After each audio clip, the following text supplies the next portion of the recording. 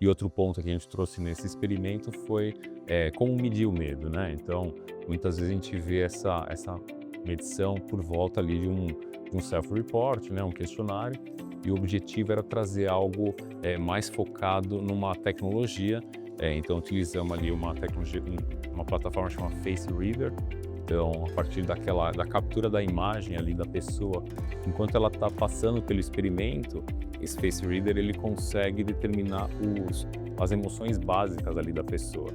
Agora, a novidade que a gente vai ver logo logo é esse alerta utilizando inteligência artificial. Então, hoje a gente vê uma mensagem estática, né? Agora, a tendência é que a gente comece a ver uma conversação ali com o cliente. Então, se o sistema antifraude do banco detectar ali algum tipo de anomalia, além de ele mandar a mensagem, ele vai começar a conversar com o cliente. Mas você está sendo coagido, você está em alguma ligação, você está dentro da sua casa, para poder tentar identificar ali o que está realmente acontecendo com o cliente e por que ele está querendo fazer aquela transação financeira.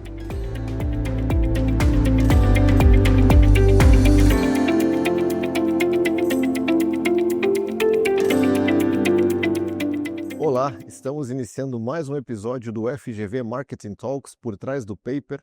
O videocast fala dos bastidores de artigos em journals.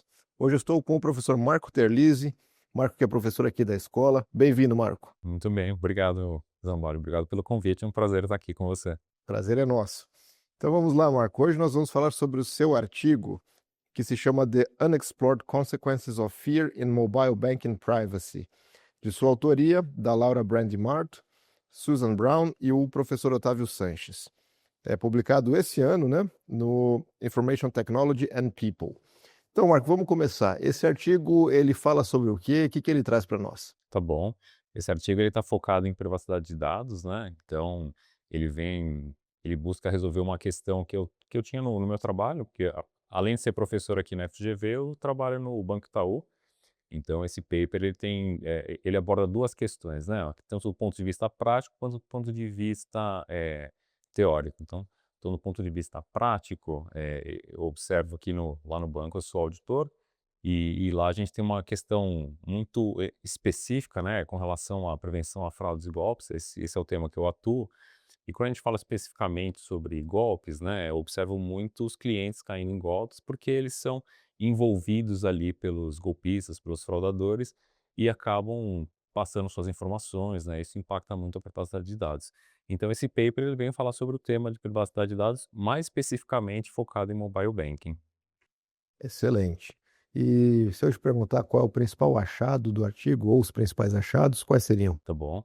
Então, assim, o principal achado do ponto de vista teórico, né? Então, quando um cliente, um usuário, ele confia bastante na plataforma, então, no caso, o mobile banking, por ele ter essa confiança, ele não se preocupa muito com privacidade de dados, porque justamente ele entende que essa plataforma é segura, ela é confiável, ela garante integridade, então o usuário ele não precisa ter esse tipo de preocupação. O principal achado que a gente observou no paper é que quando você coloca o medo dentro dessa equação, parecido ali com o que a gente tem em segurança da informação, quando você apresenta uma mensagem de medo ali, de erro, parecido com o antivírus, essa relação que a gente tem da privacidade de dados com a confiança com a privacidade de dados, ela é minimizada. Então, nesse momento, a pessoa apesar dela ter muita confiança na plataforma, ela passa a observar mais o que está acontecendo em torno dela, e aí ela começa a sair daquele transe do golpe, e aí ela começa a prestar mais atenção. Então, parecido com o que a gente tem ali num antivírus, isso a gente conseguiu trazer essa equação para dentro do tema privacidade de dados. Ah, entendi. Então vocês fizeram como uma manipulação experimental para esse artigo, onde você coloca algum elemento que remeta ao medo num tratamento, né? E aí eu coloco num foco de atenção, e aí as coisas mudam. A pessoa talvez delibere mais. Perfeito, é isso mesmo.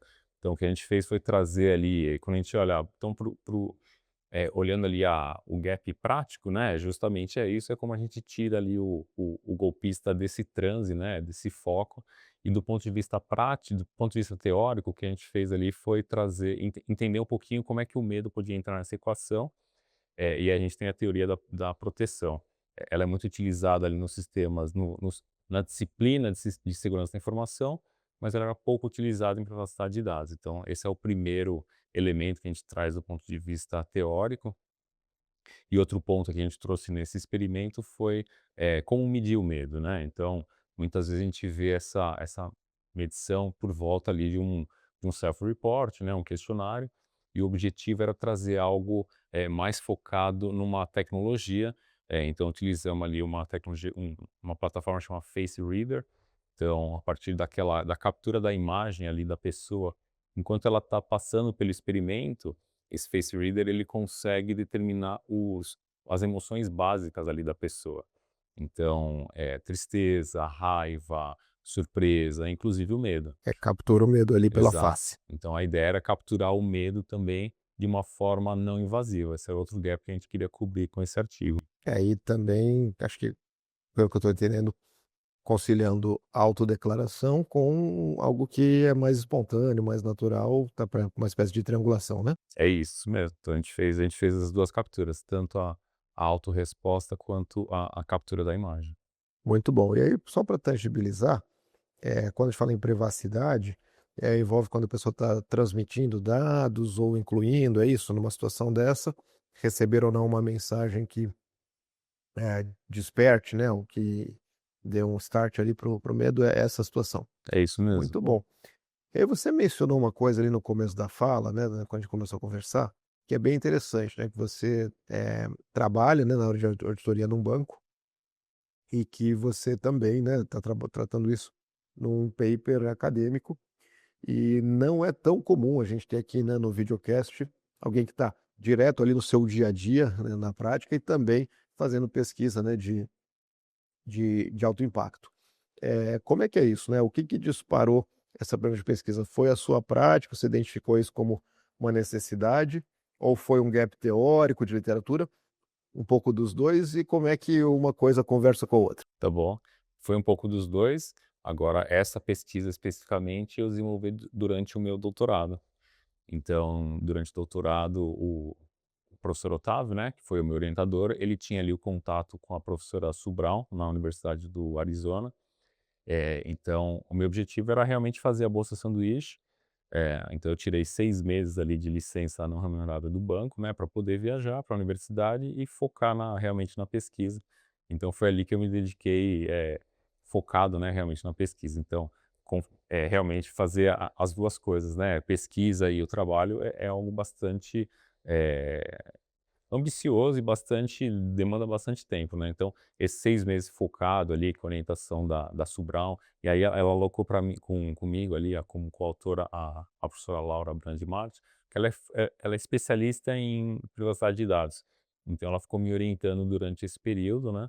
Então e uma coisa que eu sabia que eu precisava fazer, ou buscar como gap, era algo que impactasse também o meu trabalho. Então, além da pesquisa ali, das teorias, eu queria desenvolver algo que realmente fizesse sentido ali para o que eu conheço, para o meu, mundo profissional também, né. Tá, e esse processo ele é bem interessante porque ele envolve, né, a sua formação no doutorado, a construção de redes, né, e o próprio trabalho em si.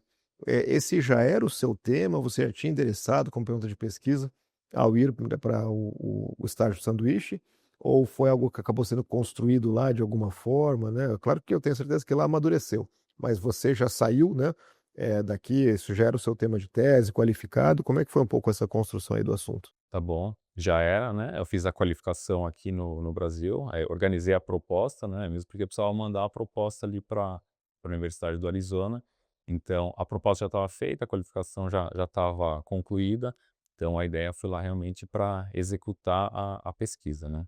Muito bom. Então, você teve 6 meses ali do estágio doutoral sanduíche, que é um período bem interessante para se debruçar na pesquisa, mas eu imagino, né, que todo o processo de coleta, análise, ele leva um tempo até a sua titulação, e mesmo a submissão, a escolha do periódico também leva um período maior, né, talvez alguns anos. Então conta um pouco aí desse processo, né, de toda a execução da pesquisa até a submissão. Tá bom. Então o período realmente demorou alguns anos para concluir essa pesquisa, né. Então, lá na Universidade do Arizona, que eu fiquei 6 meses, foi o período específico para principalmente fazer a principal coleta de dados. Então a primeira foram 2 estudos, né. O primeiro foi feito em laboratório, então a universidade ela tinha um laboratório onde você tinha ali como se fosse um call center, né, então os estudantes chegavam no laboratório, eles todos divididos em baia, então nessas baias você tinha lá o computador para eles responderem as perguntas e também você tinha uma câmera para poder filmá-los, né. Além disso, se você quisesse, você podia colocar ali um relógio no pulso deles, para capturar a pressão arterial, para poder capturar batimentos cardíacos. Especificamente esse recurso eu não utilizei, né, mas eu utilizei a gravação, a imagem. Então foram 400 alunos que a gente convidou, eles ganhavam créditos, é claro, né, acabaram 200 se inscreveram e 190 participaram ali da pesquisa, né.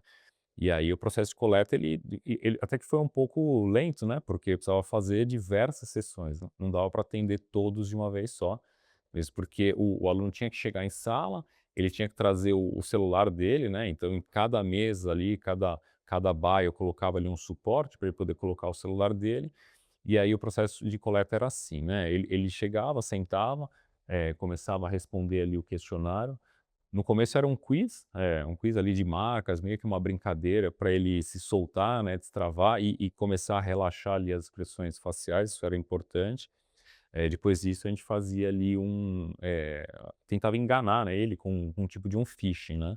Então a gente mandava um e-mail para o celular dele, ele respondia mais algumas questões, chegava um determinado momento que a pesquisa travava na tela e ele precisava colocar um código. Então, como o celular dele estava na mesa, né, ele precisava ali, clicar no e-mail dele, abrir, tinha um link que ele recebia um e-mail, e a partir desse link ele recebia o código. Com esse código, nesse link ele autorizava ali que a gente era toda uma enganação ali, né, a gente tentava mostrar para ele que a gente ia tentar acessar o celular dele, né. Ele pegava esse código, devolvia ali na pesquisa, quando ele digitava, aí a gente começava a rodar o experimento, né, então, o grupo de controle, nada acontecia, aí você tinha aquele grupo que a gente tentava fazer uma mensagem com baixo medo, estimular um pouco de medo neles, então ela começava a rodar e falava que ia tentar acessar o celular do estudante, e aí a gente mostrava uma mensagem que não tinha conseguido, que a senha dele era boa, era forte, né. E a partir dessa análise, então, a gente pôde ir para o Amazon Mechanical Turk, aí fizemos mais uma coleta com 400 Turkers, né, foi super rápido, em questão de 6 horas ali, a gente já tinha as 400 respostas, o único problema é que lá a gente não podia mandar um e-mail, porque o Amazon Mechanical Turk, eles têm uma norma que a gente não pode utilizar o e-mail do Turker, a gente fez uma alternativa lá usando um próprio link, e acho que deu bastante certo, né, porque vários quando chegava na hora de apresentar a mensagem de medo, vários abandonavam a pesquisa, e depois diversos mandaram mensagem pra gente ali reclamando, né, falou: "Pô, vocês me assustaram, achei que vocês iam coletar meus dados mesmo". Porque no final ali da pesquisa tinha o debriefing, né, a explicação de que ele se ele quisesse ele podia sair da pesquisa. Uma coisa que eu acho legal, né, comentar lá na universidade era a parte de comitê de ética. Era muito rápido, Zamora. Então, assim, se a gente mandava ali a proposta, né, em 1, 2 dias já vinha análise, então foi um bate-bola bastante rápido, em uma semana isso estava resolvido e foi autorizado o início da proposta, da coleta de dados, né. Bom, depois disso teve toda a análise, né, e depois teve a saga ali para com as revistas, né. Opa, então antes de falar agora dos periódicos, que é uma parte muito interessante, é só uma dúvida aqui do laboratório. Então o laboratório, eu imagino que seja uma sala que fica o dia inteiro com experimentos sendo feitos, predominantemente com alunos, é isso? Isso. Aí presencial, e aí você consegue controlar várias coisas, depois você teve uma confirmação, vamos dizer assim, por um caminho de plataforma, né, que é o Amazon Turk. Bem legal, né, e essa questão realmente, né, de ser muito dinâmico, porque rapidinho, né, passando pelo comitê de ética, então eu imagino que esse laboratório fica o dia inteiro, né, com alguma coisa acontecendo ali, gerando, coleta. Muito bom. Bom, você mencionou as revistas, então conta um pouco, né, a questão de escolher o periódico, trabalhar o artigo, talvez até depois reposicionar se tiver que mudar de revista, essa é uma história sempre interessante. Tá bom. Bom, o primeiro passo foi enviar para o ICES, né, que é o principal congresso de Information Systems que a gente tem, e depois posicionar nas revistas. A ideia era, como a Sue Brown ali, inclusive hoje ela é editora-chefe da MS Quarterly, né, então a ideia era mandar ali para as revistas, top, e a gente foi basicamente procurando ali pela lista ABS, né. Começamos ali para o MS Quarter, ele foi recusada, mas depois a gente foi para o JMIS. Então, nesse ele passou para os revisores e aí começou a saga, né. Primeiro voltaram ali 3 revisões, né, uma rejeição, um major e um minor, né. No segundo round, esse minor aqui aprovou, esse que tinha dado o major ele saiu do circuito, né, por algum motivo e entrou mais um revisor que deu também um minor e esse aqui continuou rejeitando. No final, na próxima rodada, 2 aceitaram e um rejeitou, não teve jeito, aí a gente teve que ir para outra revista, foi quando a gente foi para Information Technology and People, né, e aí foram 3 rodadas também, primeira rodada foram, 2 minors e um major, depois ela só sobrou um minor e na terceira foi aceita, né. Foi até interessante que a pesquisa ela tinha ficado na primeira rodada, né, lá no JMIS, eles pediram para a gente colocar bastante, trazer um outro tema ali que é o NeuroIS, justamente por causa dessa ferramenta que a gente fez de capturar, as emoções, né.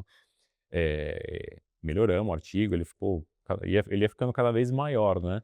Depois na Information Technology and People também pediram para a gente, adicionar ali algumas questões de metodologia, como a gente fez ali a coleta de dados, como é que estava montada a sala, mais algumas análises. Enfim, assim, o artigo no final ele tinha até uma sessão ali de pós-hoc análises, né, que até a editora-chefe chegou pra gente na última rodada e falou: "Olha, acho que vocês poderiam tirar essa sessão, porque o artigo está ficando muito extenso", né. E a gente tirou e aí ele foi publicado. Alguns artigos permitem colocar um apêndice metodológico separado. Vocês fizeram isso com esse pós-hoc e análises ou não? Não, esse especificamente a gente tirou, porque ele tinha mais conclusões, né, então, mas ele tem diversos apêndices, né, o artigo acabou ficando com principalmente telas, como é que era o laboratório, mais algumas metodologias adicionais que eles pediram, mais algumas teorias. Enfim, o apêndice está bastante extenso, mas essa seção específica a gente cortou mesmo. Marco, para a gente encerrar, eh, em relação à aplicação prática, né, para gestores, como é que esse artigo ele contribui, como é que ele conversa com isso? Tá bom?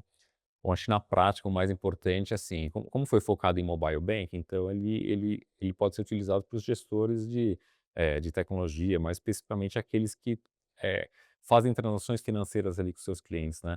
Trazendo o mobile para o mundo do mobile banking, acho que uma situação um caso bastante real que a gente tem, né, que hoje a gente vivencia isso na prática, que por trás ele tem essa teoria de proteção, é quando você vai fazer um Pix, por exemplo, para alguma outra pessoa, alguns bancos, quando você vai fazer um Pix, ele identifica algum tipo de anomalia ali, ele traz uma mensagem ali para o usuário, né, ele fala que: "Olha, talvez essa transação aqui seja suspeita, né, você quer realmente, seguir?".